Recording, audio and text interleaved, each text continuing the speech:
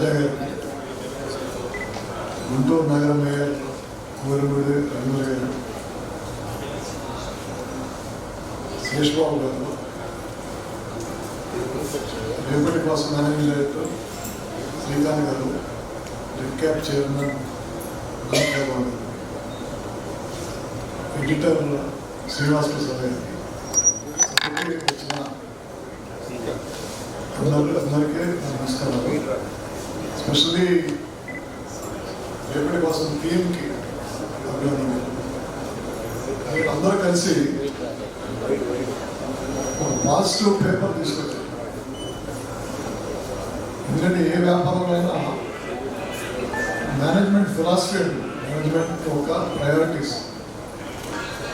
నాకు అర్థమైంది right from రేపటి కోసం పేరు, రేపటి కోసం ఇస్ ద ఫ్యూచర్.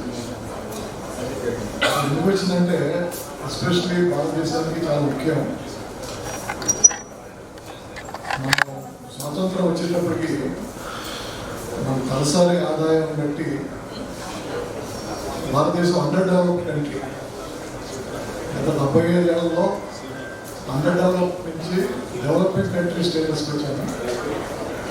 ఇప్పుడు భారతదేశానికి కానీ ఆంధ్రప్రదేశ్ కానీ టార్గెట్ 2047కి భారతదేశానికి స్వాతంత్రం వచ్చి 100 ఏళ్ళు వస్తుంది. 2047 లోపు డెవలప్డ్ కంట్రీ అవ్వాలి అని. సో రేపటి కోసం ద్వారా ఏ వార్తలు అయితే సమాజానికి కానీ రాష్ట్రానికి కానీ దేశానికి కానీ ఎకనామిక్గా వృద్ధి చెందేటట్టు ఉంటే అదే రేపటి కోసం. ఇందాక ఆల్బర్ట్ రాజా గారు అసలు గ్రీన్ కలర్ ఎందుకు వచ్చినా నాకున్న లిమిటెడ్ నాలెడ్జ్ గ్రీన్ సైకాలజీలో green represents stability, green represents tranquillity, green represents calmness, green is neutral. So కలర్లో కూడా ఒక సైకాలజీ ఉంది. Green is a very positive vibration. So పత్రిక పేరు కానీ పత్రిక కలర్ కానీ పత్రికలో పనిచేసే ప్రతి వ్యక్తి, నేను చాలామందిని కలిశాను, అందరూ ఒకే లైన్ ఆఫ్ థాట్లో ఉన్నారు. ఎవరికి స్వార్థం లేకుండా ఈ రాష్ట్రాన్ని ముందు తీసుకెళ్లాలంటే న్యూట్రల్ వార్తలు రాయాలి, పాజిటివ్ వార్తలు రాయాలి. వార్తల్లో ఐ ఓపెనింగ్ ఇన్ఫర్మేషన్ అంటే వార్త చదివిన తర్వాత ఒక మార్పు రావాలి ఆలోచన. ఇందాక అక్వారంగం గురించి చెప్పారు. ఎందుకంటే నేను పొలిటికల్గా కనెక్షన్ లేకపోయినా చంద్రబాబు నాయుడు గారితో గత 41 సంవత్సరం నుంచి నేను కలిసి పనిచేస్తాను. అసోసియేట్ పాలిటిక్స్లో కాదు, బ్యాక్ ఆఫీస్ వర్క్ నేనే చేస్తాను. ఆయన దగ్గర నుంచి ఎప్పుడో ఇది మంచి చాలా బాగుంది అని ఇప్పుడు వెళ్ళాను. చాలా తక్కువ, ప్రతిదానికి ఏదో ఇంకా బాగుండాలని. రీసెంట్లీ నాకు తెలిసింది ఏంటంటే, ఒకరోజు రేపటి కోసం పత్రిక తెప్పించుకొని ఎవరు చెప్పారండి ఒక ఆర్టికల్ గురించి పిలిచి, ఇలా రాసేవాళ్ళు మీరు ఎందుకు రాయట్లేదు, ఎందుకు రాయించట్లేదని ఆయన చాలా పర్టికులర్గా, అది చాలా పెద్ద సక్సెస్ రేపటి కోసం ఆలోచించారు. ఇవాళ చాలామంది గవర్నమెంట్ ఆఫీసర్స్ నేను కలుస్తూ ఉన్నాను, ఐఏఎస్ ఆఫీసర్. ఎప్పుడు రేపటి కోసం న్యూస్ పేపర్ స్టార్ట్ అయిన తర్వాత ఎక్కడో వెనకాల ఉండేది న్యూస్ పేపర్. ఎందుకంటే ఈనాడు కానీ ఆంధ్రజ్యోతి కానీ ఇంకోటి ఉంది. ఈ రోజుల్లో చాలామంది టేబుల్ మీద టాప్ కనపడుతున్నారు. ఎందుకంటే నెగిటివ్ న్యూస్ ఉంటున్నారు.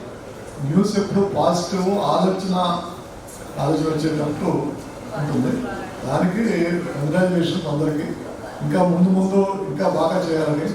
ఇప్పుడు ఉన్న ఎడిషన్స్ కన్నా రాయలసీమలో కానీ ఉత్తరాంధ్రలో కానీ ఎంతవరకు స్ప్రెడ్ చేయగలతో చేసి బహుశా దేశంలో కూడా ఒక మార్పు తీసుకురావాలి. ఎందుకంటే డెవలప్డ్ కంట్రీ అనేది అంత సామాన్యమైన ఆలోచన కాదు.